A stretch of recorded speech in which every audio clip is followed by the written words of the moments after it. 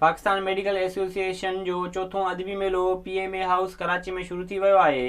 मेले जे पहिरें ॾींहुं पाकिस्तान में शागिर्द सियासत जी तारीख़ ते वेहक थी।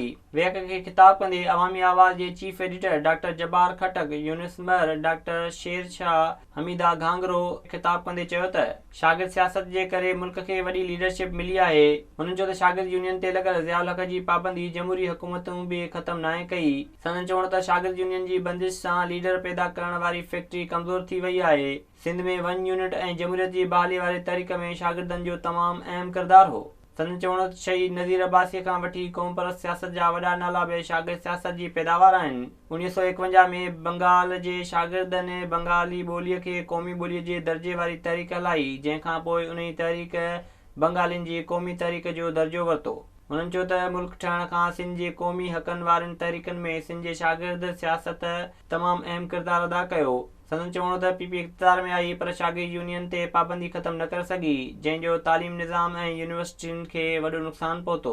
हुननि वधीक चयो त बहितर तालीमी निज़ाम जे लाइ शागिर्द सियासत जो हुजणु तमामु ज़रूरी आहे। मुल्क में फौरी तौरु शागिर्द यूनियन तां पाबंदी ख़तमु कई वञे।